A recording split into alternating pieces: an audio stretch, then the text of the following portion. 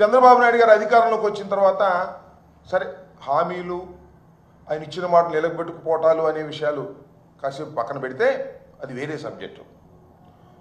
వచ్చిన తర్వాత ఏం ప్రగల్భాలు పలికారంటే ఈనాడులోనే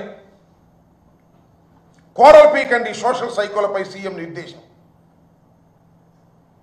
పీకేయండి, సోషల్ మీడియాలో ఎవరైనా సరే సైకోలుగా వ్యవహరిస్తే వారిని కోరలు పీకేయండి అన్నాడు. మదమెక్కి మాట్లాడే వారిని వదిలే ప్రశ్నే లేదు. పెద్ద హెడ్డింగ్. సోషల్ మీడియా సైనికులకు చెక్. తప్పు చేసిన వారిని శిక్ష తప్పదు. అనుచిత పోస్టులకు తీవ్రమైన పరిణామాలు. ఆ పోస్టులు చూసి నా బిడ్డలు కన్నీరు పెట్టుకున్నారు. పవన్ కళ్యాణ్ గారు మంత్రివర్గంలో వాపోయాడట. అసభ్య పోస్టులు పెడితే పీడీ యాక్ట్. అసభ్యమైన పోస్టులు పెడితే మాత్రం ఊరుకోము, పీడీ యాక్ట్ పెట్టేసి లోపలేసేస్తాము అని ప్రగల్భాలు పలికారు. ఇవన్నీ వైసీపీ వారిని లోపల వేయడానికి ఉపయోగించే కార్యక్రమాలే తప్ప చంద్రబాబు నాయుడు గారికి మాత్రం ఆయన పెంచి పోషిస్తున్నటువంటి సోషల్ మీడియాను మాత్రం ఎక్కడ చెక్కు చెదనివ్వాల. అసభ్యకరమైనటువంటి పోస్టులు, అసభ్యకరమైనటువంటి మాటలు, అసభ్యకరమైనటువంటి వేషాలు, అసభ్యకరమైనటువంటి చిత్రీకరణలు చేస్తూనే ఉన్నారు. వారిని ప్రోత్సహిస్తూనే ఉన్నారు చంద్రబాబు నాయుడు గారు. మీరు ఈ మధ్యకాలంలో చూస్తే మాజీ ముఖ్యమంత్రి జగన్మోహన్ రెడ్డి గారి మీద ఒక ఐటీడీపీ కార్యకర్త ఏ విధంగా మాట్లాడాడో మనం చూసాం. వారి మీద, వారి సతీమణి భారతి గారి మీద ఏ రకమైన అనుచిత వ్యాఖ్యలు చేశారో నేను ప్రత్యేకంగా చెప్పాల్సిన అవసరం లేదు. చాలా సీరియస్గా తీసుకోవాల్సినటువంటి అంశం.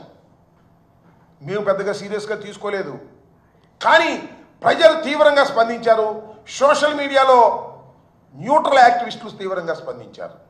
ఏమిటి అన్యాయం? ఇంత దారుణంగా ఎలా మాట్లాడతారు? ఇది తప్పు కదా అని చంద్రబాబు నాయుడు గారు యాక్షన్కి వచ్చేసారండి. తక్షణమే అరెస్ట్ చేయమన్నారు, అరెస్ట్ చేశారు. నేను ఆ రోజునే చెప్పా, ఇదంతా ఒక డ్రామా. జగన్మోహన్ రెడ్డి గారి సతీమణిని అన్న తర్వాత మేము ఊరుకోము అనేటువంటి ఒక డ్రామాని క్రియేట్ చేసి పాప మొత్తాన్ని అరెస్ట్ చేశారు. చేబోలు కిరణ్ అనే వ్యక్తిని. ఆ రోజు జగన్మోహన్ రెడ్డి గారి సతీమణి భార్య గారి మీద మాట్లాడారనే దాని మీద పెద్ద ఎత్తున దుమారం లేచింది, అరెస్ట్ చేశారు. అంతకుముందు ఎంతమంది గురించి మాట్లాడాడు, ఎంతమంది భార్యల గురించి మాట్లాడారు, ఎంత నీచంగా మాట్లాడారు అవి దృష్టిలోకి రాలేదు. సరే అరెస్ట్ చేశారండి. అరెస్ట్ చేసి ఏం చేశారే? నేను ఇవాళ చెప్తున్నా, మీ అందరికీ తెలుసు, చంద్రబాబు నాయుడు గారు అధికారంలోకి వచ్చిన తర్వాత సోషల్ మీడియా యాక్టివిస్టుల పేరు మీద అరెస్టు చేసిన తర్వాత ఇంత తొందరగా రిలీజ్ అయినటువంటి సోషల్ మీడియా అరెస్టుల్లో ఏది లేదు, ఒక కిరణం తప్ప. 11వ తారీఖు అరెస్ట్ చేశారు, కోర్టులో ప్రొడ్యూస్ చేశారు, 23వ తారీఖు బయటకు వచ్చాడు. ఎలా వచ్చాడు? కోర్టు వారు ఇచ్చారా? కోర్టు వారు ఇచ్చే విధంగా చేశారు. జనరల్గా ఏం చేస్తారు, ఏం చేస్తున్నారు? ఎవరైనా సోషల్ మీడియాలో అరెస్ట్ అయితే ఏదో ఇన్వెస్టిగేషన్కి పోలీస్ కస్టడీ ఇవ్వమని పిటిషన్ పడేస్తున్నారు. పడైన వారు ఎవరి మీద లేదు. సోషల్ మీడియాలోనే కాదు, వైసీపీకి సంబంధించినటువంటి వ్యక్తులు ఎవరు అరెస్ట్ అయినా, మాధవ్ మొన్న అరెస్ట్ అయ్యాడు కదా, అరెస్ట్ చేశారు కదా, ఆయన మీద మళ్ళా పిటిషన్ పెట్టారు, ఏది పోలీస్ కస్టడీకి ఇవ్వమని. పిఎస్ఆర్ ఆంజనేయులు గారు ఆయన పోలీస్ కస్టడీకి ఇవ్వమని పెట్టారు. ఒక్కళ్ళని కాదు, ఇంతవరకు అరెస్ట్ అయిన ప్రతి వారి మీద పిటిషన్ పెట్టి పోలీస్ కస్టడీకి తీసుకుంటున్నారు. కానీ చిత్రం ఏంటో, పాపం ఈ చేబోలు కిరణ్కి పోలీస్ కస్టడీ అవసరం లేదన్నారండి. ఎందుకంటే మావోడండి, ఏదో నాటకంగా అరెస్ట్ చేశాం. చంద్రబాబు నాయుడు గారు పెంచి పోషించేసిన వ్యక్తి, చంద్రబాబు నాయుడు గారే ఆయన పిలిపించుకుని ఇవన్నీ మాట్లాడించాడు. కాబట్టి ఆయన్ని మేము మాత్రం జాగ్రత్తగా జైల్లోకి తీసుకెళ్ళి జాగ్రత్తగా జైల్లో నుంచి బయటకు తీసుకురావాలని నిర్ణయానికి వచ్చాం. కాబట్టి మేము వారికి పోలీస్ కస్టడీ పిటిషన్ వేయము అన్నారు. వేయలేదు. బీలేలో వచ్చింది, ఛార్జ్షీట్ ఫైల్ చేశారండి. ఇన్వెస్టిగేషన్ కంప్లీట్ అయిపోయింది. With in 12 days total investigation is completed. ఇంతవరకు చంద్రబాబు నాయుడు గారు వచ్చిన తర్వాత పెట్టినటువంటి కేసుల్లో ఇంతవరకు ఏ కేసులోనూ ఇన్వెస్టిగేషన్ కంప్లీట్ కాల. మంగళగిరి కోర్టులో మాత్రం మంగళగిరి పోలీసులు మాత్రం ఈ కిరణ్ కేసులో టోటల్గా ఛార్జ్షీట్ పడేశారు.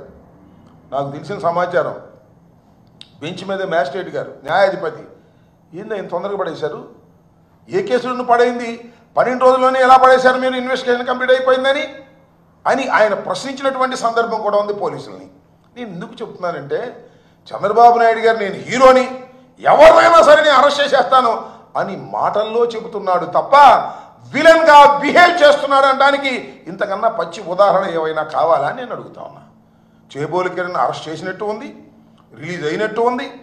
చేబోలు కిరణ్ అరెస్ట్ చేసిన తర్వాత ఐటీడీపీలోనే చాలామంది క్రిటిసైజ్ చేశారు.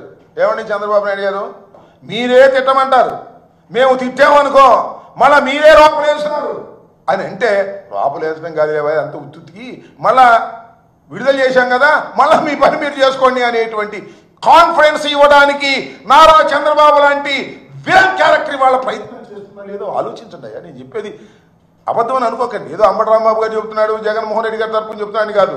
చంద్రబాబు నాయుడు గారు ఈ రకమైనటువంటి అనేక కార్యక్రమాలు, నీచమైనటువంటి కార్యక్రమాలు చేస్తున్నటువంటి వ్యక్తి. ఇలాంటి చేబ్రోలు కిరణ్ అరెస్ట్ చేసావే, ఎంతమంది ఉన్నారండి సోషల్ మీడియాలో మీరు పెంచి పోషించిన వాళ్ళని. నిజంగా మీరు అరెస్ట్ చేయదలుచుకుంటే కొన్ని వందల మంది వాళ్ళ సోషల్ మీడియాలో ఐటీడీపీ పేరుతో ప్రచారం చేస్తున్నారు. ఏంటండి ఇక చూడండి, నా దగ్గర ఉన్న లిస్టు నేను చూపిస్తా. భయంకరంగా మొత్తం ఎంతమంది ఉన్నారంటే ఈ ఐడీలు 71 ఐడీలు. దీన్ని మర్చుకోటి చెబుతా. సిబిఎన్ ఫర్ పీపుల్ అంట, we support TDP, TDP activist, Nara Lokesh official, ఇంకా ఏంటో ఇంకా చాలా ఇవన్నీ చదవాలంటే చాలా టైం పడింది. TDP youth 9, trace out media Telugu, TDP students, team CBN. ఇవన్నీ చదువుతుంటే నాకు ఈ లిక్కర్ బ్రాండ్లు గుర్తొస్తాయి. చంద్రబాబు నాయుడు గారు కూడా ఇన్ని లిక్కర్ బ్రాండ్లు వదిలాడు. మళ్ళీ ఇవన్నీ ఈ బ్రాండ్లన్నీ పెట్టి ఆంధ్ర చాయిస్ అంట, ఈ లిక్కర్లో కూడా ఉంది ఆంధ్ర చాయిస్ అనే ఒక ఐడి.